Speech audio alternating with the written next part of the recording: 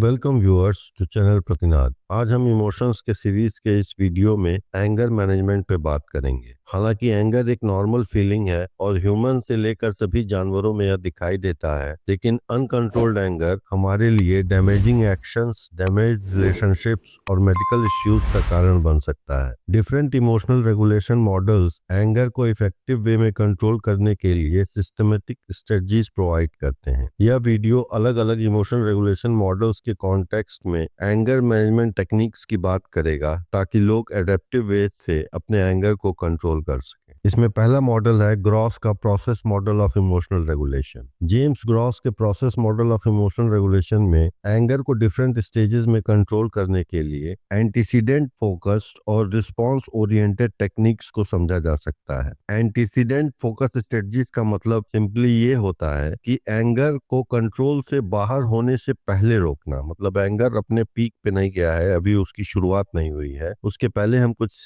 Techniques use करें और उसे रोक लें। इसमें पहली चीज है सिचुएशन सिलेक्शन। ऐसी सिचुएशन से बचना जो एंगर को ट्रिगर कर सकती हैं। एग्जाम्पल के लिए, यदि कोई व्यक्ति या स्थान बार बार इरिटेशन का कारण बनता है तो उनसे इंटरेक्शन को लिमिट करना। कई बार कोई पर्सन, सिचुएशन, इवेंट, प्लेस या टाइमिंग हमें इरिटेट करती है और हम एंग्री हो जाते हैं, तो हमें एडवांस में ही डिसाइड कर सकते हैं कि ऐसी चीजों को हम लिमिटेड इंटरेक्शन रखें। दूसरी चीज है situation modification. Anger inducing scenarios में चेंजेस करना। एग्जाम्पल के लिए, यदि ट्रैफिक जाम से गुस्सा आता है तो समय से पहले निकलना या सूदिंग म्यूजिक सुनना। इस केस में हम उस सिचुएशन को आने देने से बचाने की कोशिश करते हैं जो हमारे गुस्से का कारण होती है। तीसरी एंटीसीडेंट टेक्निक है अटेंशन डिप्लॉयमेंट या डिस्ट्रैक्शन। एंगर इंड्यूसिंग कंपोनेंट से ध्यान हटाना। एग्जाम्पल के लिए, किसी चिढ़ाने वाली कमेंट पर ध्यान देने के बजाय डीप ब्रीदिंग या काल्मिंग एक्टिविटी पर फोकस करना। जब हम किसी चीज को फुल अटेंशन देते हैं तो वो चीज हमारे थॉट प्रोसेस को, हमारे इमोशंस को इन्फ्लुएंस करने की ताकत रखती है। अगर हम अपना ध्यान वहां से हटा लें तो उस इरिटेट करने वाली चीज की पावर अपने आप कम हो जाएगी। चौथा है कॉग्निटिव रीअप्रेजल। एंगर ट्रिगरिंग इंसिडेंट को अधिक पॉजिटिव तरीके से देखना। एग्जाम्पल के लिए, उन्होंने जानबूझकर मेरा इंसल्ट किया है, ऐसा सोचने के बजाय अगर हम इस तरह से सोचें कि शायद उनका दिन ही खराब चल रहा है। ये हमारी चॉइस है कि हम किसी व्यक्ति के द्वारा परेशान होने पर उस व्यक्ति को खराब समझकर गुस्सा करें, या इस बात को रिफ्रेम करके यह सोचें कि वह व्यक्ति दया का पात्र है, क्योंकि उस व्यक्ति में बेसिक ह्यूमन वैल्यूज ही नहीं है और वह व्यक्ति एक जानवर से ज्यादा कुछ नहीं बन सकता। अब हम बात करते हैं रिस्पॉन्स ओरिएंटेड स्ट्रेटजीज की, जो एंगर के ट्रिगर होने के बाद एंगर को कैसे कंट्रोल किया जाए इसके बारे में बात करती हैं। एंगर के ट्रिगर होने के बाद एंगर को कैसे कंट्रोल किया जाए, इसमें पहली स्ट्रेटजी है सप्रेशन, मतलब controlling expressive behaviour. Anger related activities को थोड़े समय के लिए दबाना, लेकिन यह लॉन्ग टर्म में बहुत हेल्दी नहीं माना जाता है। एग्जाम्पल के लिए, किसी बहस में चिल्लाने के बजाय गहरी सांस लेना और फिर उत्तर देना। जब हम बहुत गुस्से में होते हैं तो हम एक एजिटेटेड स्टेट में होते हैं और हमारे अंदर एक रेडीनेस होती है कुछ बोलने की या एक्ट आउट करने की। हम चिल्लाना चाहते हैं या फिर दूसरे के ऊपर फिजिकली अटैक करने की इच्छा भी रख सकते हैं, लेकिन सप्रेशन हमें बोलने से खुद को रोकता है और फिजिकली भी हम अपने आप को रिस्ट्रेन करते हैं। ऐसा करने से सिचुएशन ज्यादा खराब होने से बच जाती है, पर अगर हम बार बार अपने एंगर को सप्रेस करेंगे तो यह हमारे हेल्थ के लिए ठीक नहीं है। एंगर के ट्रिगर होने के बाद एंगर को कैसे कंट्रोल किया जाए, इसमें दूसरी स्ट्रेटजी है रिलैक्सेशन स्ट्रेटजीज।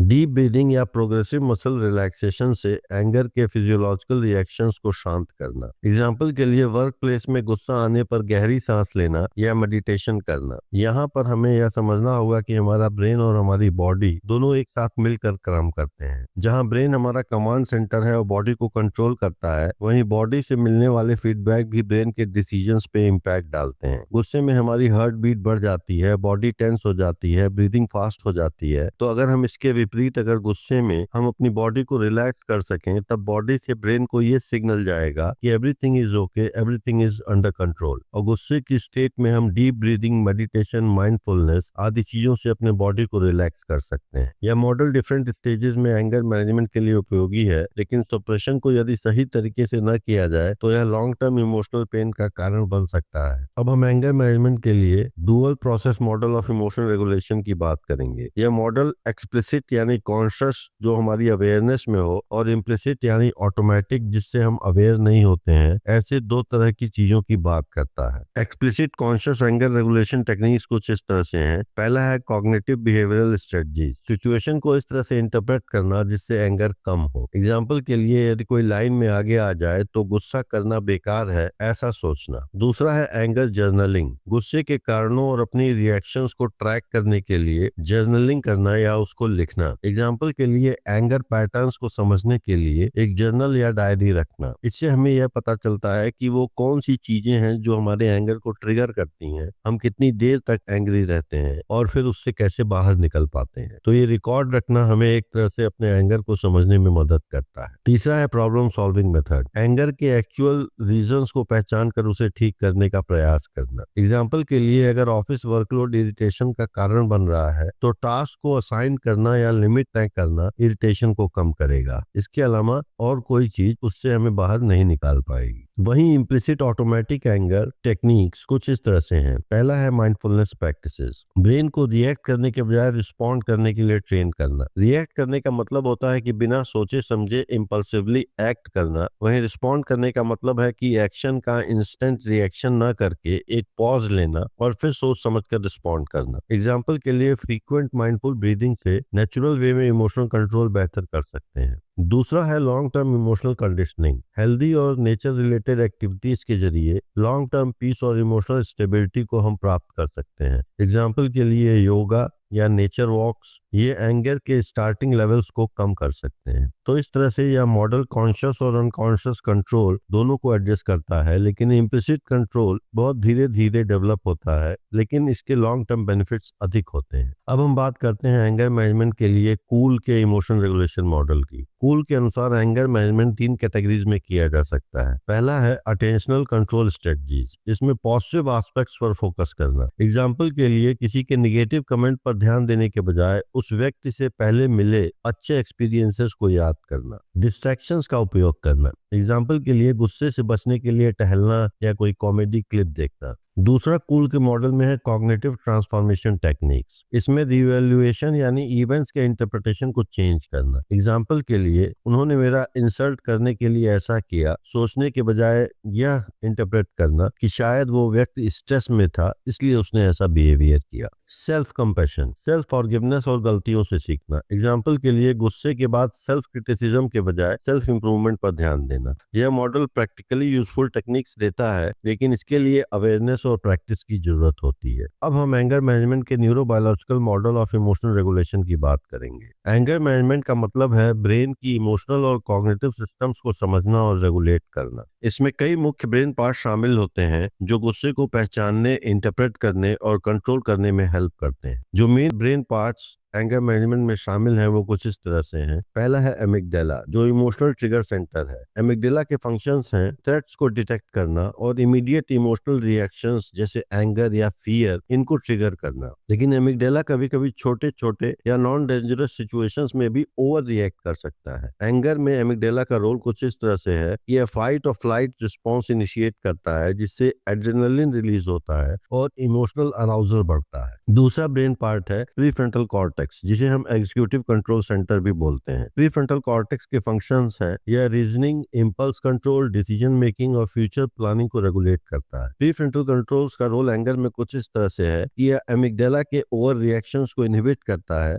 और सिचुएशन को लॉजिकली समझने में मदद करता है। यदि प्रीफ्रंटल कॉर्टेक्स स्ट्रेस या फैटीग के कारण कमजोर हो जाए तो एंगर को कंट्रोल करना मुश्किल हो जाता है। तीसरा ब्रेन पार्ट है एंटीरियर सिंगुलेट कॉर्टेक्स, जो कॉन्फ्लिक्ट मॉनिटरिंग सिस्टम है। एंटीरियर सिंगुलेट कॉर्टेक्स का फंक्शन है या इंटरनल इमोशनल कॉन्फ्लिक्ट, जैसे एक ऐसी सिचुएशन हम सोच सकते हैं जिसमें गुस्सा भी आ रहा है लेकिन हमें अपने आप को शांत रखना है, तो यह एक कॉन्फ्लिक्टिंग सिचुएशन है और एंटीरियर सिंगुलेट कॉर्टेक्स इस कॉन्फ्लिक्ट को डिटेक्ट करता है। एंटीरियर सिंगुलेट कॉर्टेक्स का रोल एंगर में है कि यह अटेंशन को शिफ्ट करने में और सोशल नॉर्म्स के अनुसार बिहेवियर को रेगुलेट करने में मदद करता है। अब जो फोर्थ ब्रेन का पार्ट हम पढ़ेंगे वो है इंसुला। ये इमोशनल एंड बॉडीली अवेयरनेस से जुड़ा है। इंसुला का फंक्शन है या बॉडी सिग्नल्स को, जैसे हार्ट रेट, मसल टेंशन या बॉडी टेम्परेचर, इन सारी चीजों को सेंस करता है और ब्रेन को सिग्नल भेजता है। इंसुला का रोल एंगर में यह है कि यह अर्ली साइंस ऑफ एंगर को पहचानने में मदद करता है, जिससे समय पर रेगुलेशन पॉसिबल होता है। अब हम न्यूरो साइंस बेस्ड स्ट्रेटजीज की बात करते हैं एंगर मैनेजमेंट के लिए। पहला है pause and breathe. Deep breathing से पैरासिम्पथेटिक नर्वस सिस्टम एक्टिवेट होता है, जिससे एमिगडाला शांत होता है। पैरासिम्पैथेटिक नर्वस सिस्टम को हम रेस्ट एंड डाइजेस्ट सिस्टम भी कहते हैं, जो हमें काम कूल रहने में मदद करता है। पॉज एंड ब्रीथ टेक्निक से प्री फ्रंटल कॉर्टेक्स को भी री एंगेज करने में मदद मिलती है।